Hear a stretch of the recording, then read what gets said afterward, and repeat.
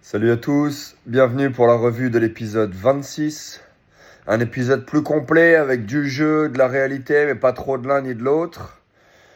On reprend tout de suite sur les votes. Coup de théâtre, Nicolo vote Carla. On sait qu'il vote Carla, que ça lui permet en fait de faire un choix plutôt neutre. C'est donc Benoît qui est sauvé. Carla et Solène vont en duel.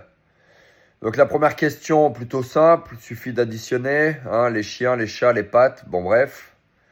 On voit que Solène n'est pas très concentrée dans ce moment-là. De mémoire, je vous le dis, Solène a pris toute la phase très à la rigolade. Deuxième question, c'était l'écho. On avait vraiment envie de dire téléphone. J'aurais pu, sur un petit coup de précipitation, l'envoyer aussi. Troisième question, c'est une photo. Alors nous, sur notre écran, on ne voit pas très bien. C'est une photo avec des taxis jaunes. Ça ressemble à du taxi new-yorkais. Et en lisant probablement le texte du musée, ça se trouvait facilement. Mais c'était un risque à prendre. Et quand on sait qu'on a un point chacun et qu'en donnant l'autre point, on perd, prendre ce risque est plus difficile. Carla gagne parce que Solène n'est pas concentrée. C'est dommage. Voilà, Solène doit partir. Vivian est dégoûté. Et puis la doyenne lui offre l'option d'aller passer la soirée avec Solène. Et là, un grand moment, c'est Vivian qui saute dans les rosiers. On était tous là choqués. S'il a vraiment fait un saut de l'ange en plein milieu des rosiers de l'intérieur de la cour de la cité universitaire. Et il est ressorti avec des coupures de rosiers de partout, quoi. Un grand malade. Bon, bref. Puis on passe à Mel et Carla comme deux serpents là qui essayent de racoler Nicolo.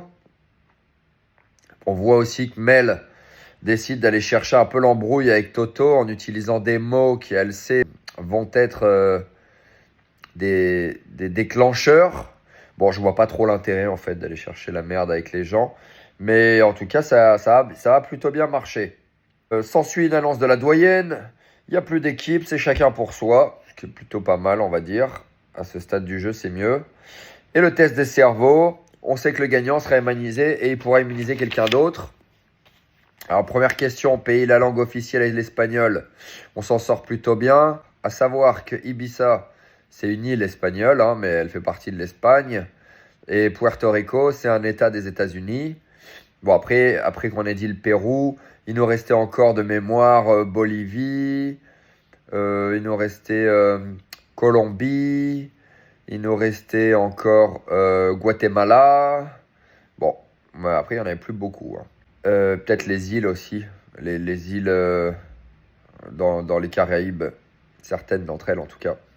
Benoît finit sur le Cambodge. Alors là, on est royal. Et Marois passe son tour. On passe à la deuxième manche. Film de Christian Clavier. Quelque chose qui est quand même très français, qui fait mal parce que on se dit qu'on est dans un jeu d'intelligence où tu as envie de trucs, de calcul, de réflexion.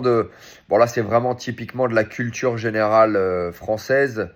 Moi, j'ai jamais vraiment regardé Christian Clavier dans mon enfance. Je n'étais pas très bon. Mais maintenant, je les connais. Voilà, c'est Vincent qui éclate tout. Bravo. On passe sur la soirée où Vivian rejoint Solène. Ils mangent en amoureux. Ils sont vraiment exactement les mêmes, tous les deux. Ça devait être très marrant. Et nous, notre soirée vérité, où on est dehors et où on se pose des questions. Puis là, Toto et Mel se chauffent encore. Et on saura demain la suite. Qu'est-ce qui se passe? C'est tout pour cet épisode. Maintenant, je vous envoie les punchlines avant de repartir dans mes travaux. Toto qui dit à Mélanie: j'espère que ton clan te sauvera, ça t'évitera d'avoir les fesses qui claquent.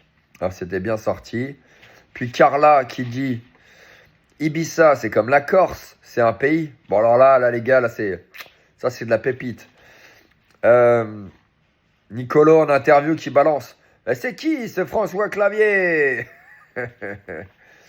et Vivian, égal à lui-même, qui balance: moi, je suis très phéromone. J'adore les odeurs. Ben voilà, c'est sur ça qu'on finit. J'espère que vous passez une bonne journée. Profitez des odeurs autour de vous. Vive les phéromones. Je vous souhaite une belle soirée, une belle nuit. Et on se voit demain pour le prochain épisode. One love, ciao à tous.